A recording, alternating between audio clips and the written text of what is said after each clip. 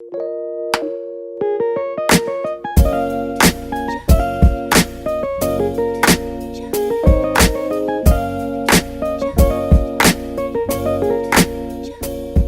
is why I love the retro gaming community, because a lot of you modders out there are absolute nutters and you create some of the craziest products I've ever seen. And one of them is this, the Retroblock 2.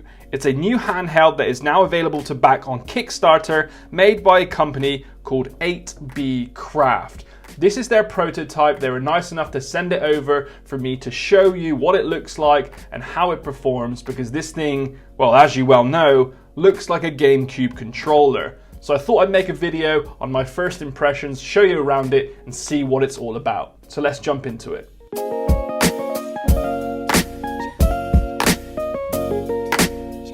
Now, if you've been floating around the retro handheld community for some time, you may have heard of 8B Craft, and that's because they've originally made the Retro Stone 2, a really nice handheld, DMG-like, perfectly injection molded shell, which feels absolutely great, and you can use it as a computer or a retro gaming device on the go. And now they've moved on to something a bit more extravagant called the Retro Stone 2. And if I pull over the Gamecube controller and do a little bit of a zoom out for you, you can see some of the design aspects that they've done. They've basically stretched the Gamecube controller and chucked in a 3.5-inch IPS display for you to play games on. They've kept the original analog sticks, they've changed some of the buttons, but that's probably due to making it as comfortable as possible and not trying to get in trouble with Nintendo. So let's take a look. The on button is down here. I'll turn that on and we'll have a look around. So the left analog stick is directly out of the Gamecube controller, incredibly grippy. It has R3 and L3 functionality, and they've actually increased the D-pad size as well, because as you well know, the D-pad on the actual Gamecube is quite small. So they've increased the size of that just to make it, a bit better in terms of gameplay experience. You've got the speaker grills up here, which I think are perfectly placed, and the start and select button as well. So he's done a little bit of, design innovation there. And then you've got your A, B, X, Y buttons along with the right analog stick. If we come on top, you've got your large shoulder buttons. Now, a lot of you I know would probably like the big Gamecube trigger buttons, but for design aspects wise, I doubt that could be a thing, because that needs to go deep into the handheld.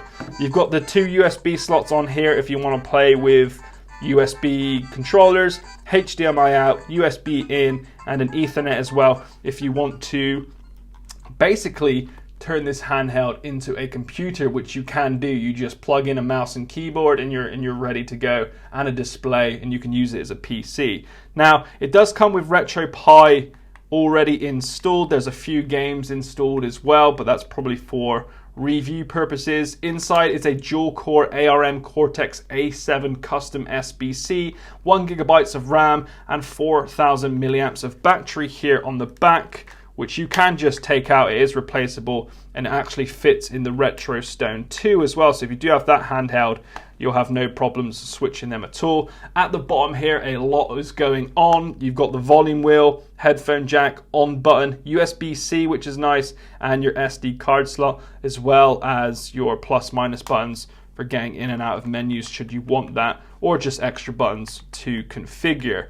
Now, the actual display is really, really nice. It does have a plastic covering, but they are doing a Pro version, which basically gives you a vibration pack in each handle and a glass display. I think it's like $20 more. So if those of you that want to go all out, then that's probably the one for you. Now, because this is a 3D printed shell and this is their prototype, there is a few little bits that could be polished, but they promised me that this would not be the final product that they will be selling.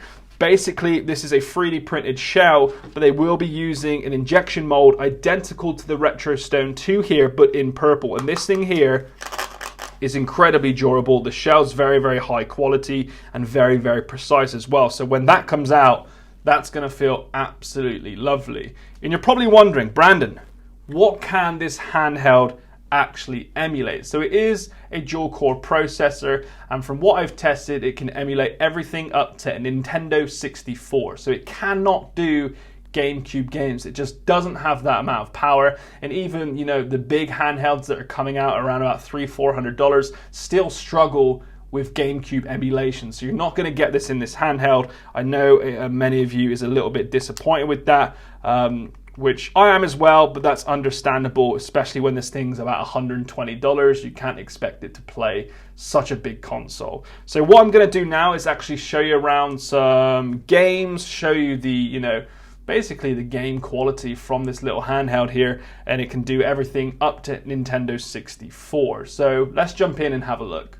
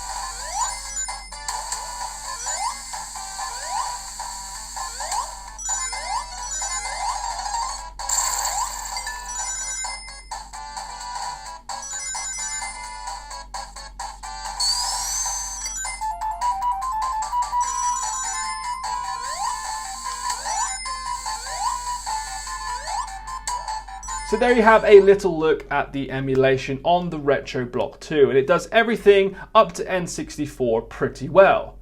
In all honesty, it's not the most powerful handheld out there, it's not the most portable, but it's something that looks damn cool, and it's targeted at retro handheld collectors that want something different. Like, this is like something I've never seen before. It's very, very comfortable. I love that it's nostalgic, and I love that he's placed a retro handheld console into a bloody GameCube controller. The screen's a perfect size as well. He's added USB-C charging. Like, they've done a cracking job, and it's a very small team over at 8B Craft, and it's not a company behind. These guys are doing it on their own and trying to get some funding behind it to help their passion grow. It could be better, I think, in all honesty. Like, the shoulder buttons, you know, they're not the old classic shoulder buttons that we love on the GameCube.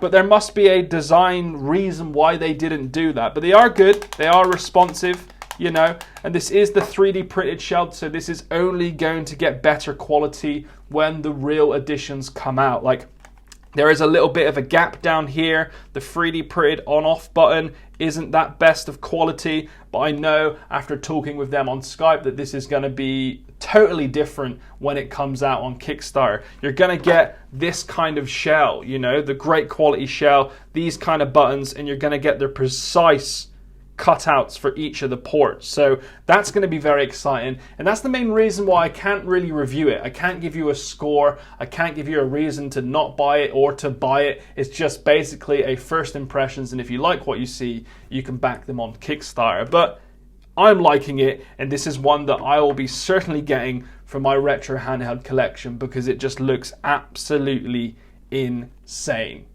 So there you have it, guys. I hope you enjoyed this video. If you do like seeing more retro handheld content, hit that subscribe button and hit that like button as well to get this video out there to new YouTube viewers. And there is a link below to fund 8B Craft and the Retroblock 2 on Kickstarter. As per usual, thanks for watching. See you in the next one. Peace.